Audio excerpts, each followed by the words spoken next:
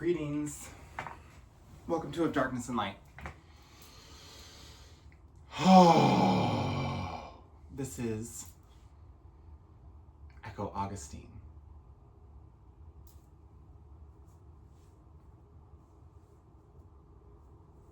I'm gonna do a couple videos here in my bedroom, which was a place that my daughter and I spent every other night. Not in order, but 50% of the nights.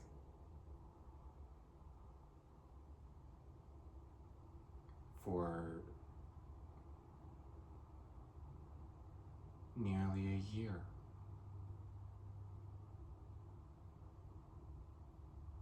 Between her second and third birthday.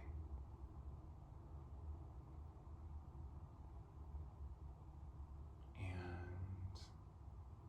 co-sleeping here with her is the most precious thing. Lots of, I like to say, feet in the neck, but that's an overstatement because she's just a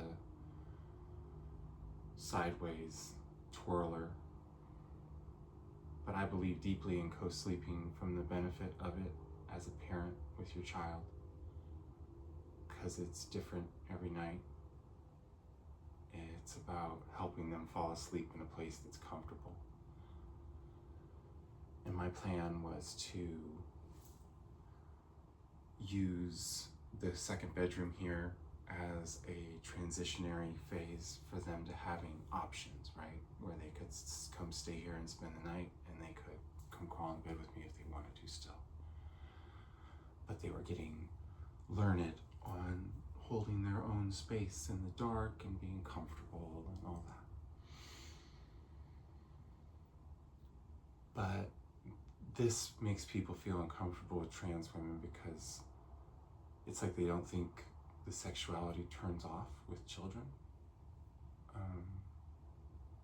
which is absurd. It's such a projection. It's just that there's a loop of sexual wanting exploration that gets set off in everybody, or disgust or whatever, that instead of facing the root of that wanting or disgust is the wanting of exploration underneath the disgust. That's what it is.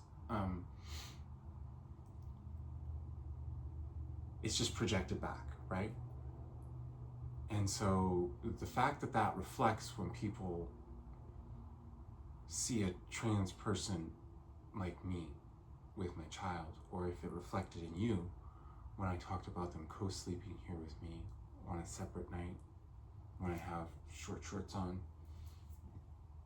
Maybe before I had like an artwork thing of a naked lady up here, but I had that behind the door when she was in here. Kind of a sharp one too, so it's like a safety hazard. But we're gonna be super honest. My family has dads that sit kids on their lap, bounce them around, they lean back.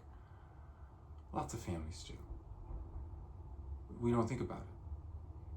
I was a young boy who was raised in a family where I was allowed to have younger girls sit on my lap.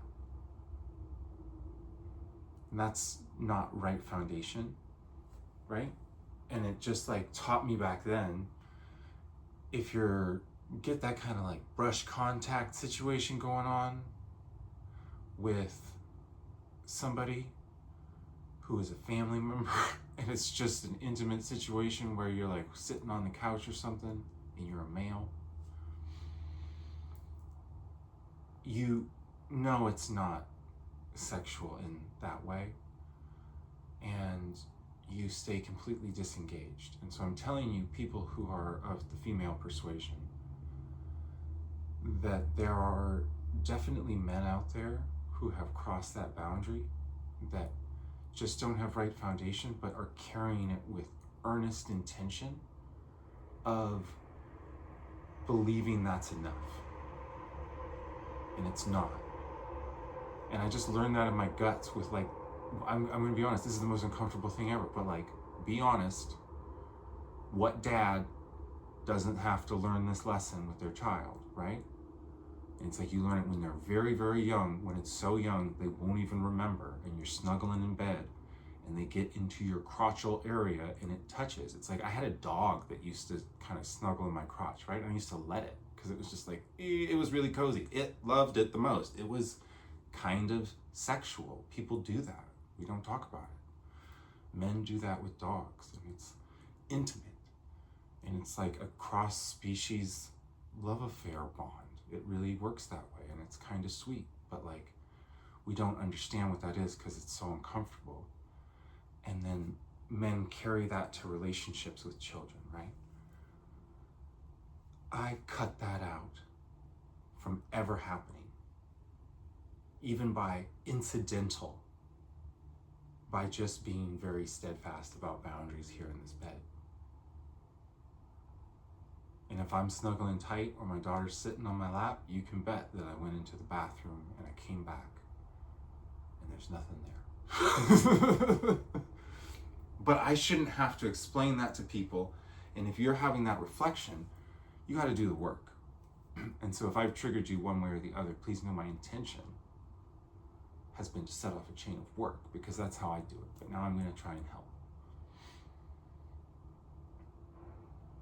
Use this example of somebody who clearly knows the right way to do this, and that you have to be honest, and that parents make mistakes, and that we're all trained wrong, and that there's women who smack their children, and they do it once, and it's over.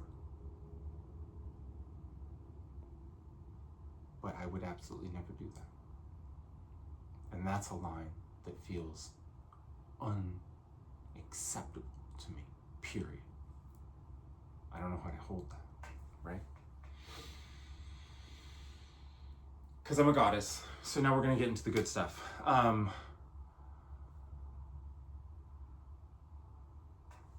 There is a plateau of soul, right? There's four. There's not as many as you'd like there to be, as you'd think there was.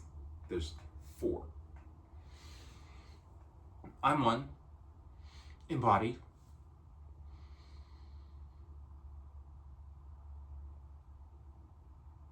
I'm the goddess. I am the only goddess.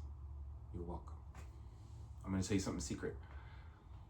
I only come in male bodies. Ooh. Ooh. Ooh. It's okay though, because all of me is encompassed in every female, as well as much more. Some archetype you don't like very much for their lack of accountability. So you have subsumed that towards me. Thank you.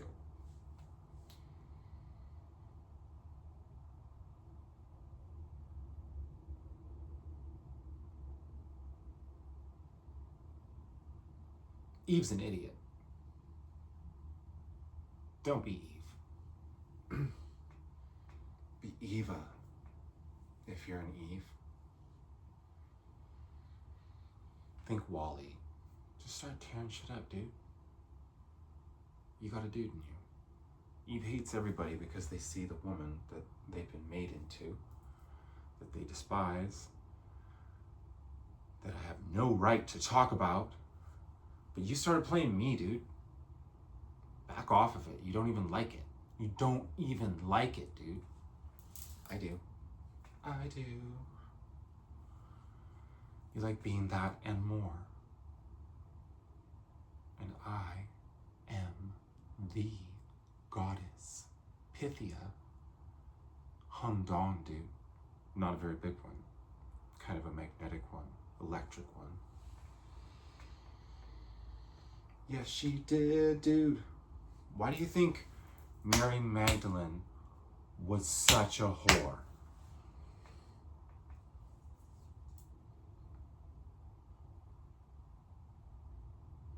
What's going on with Hypatia?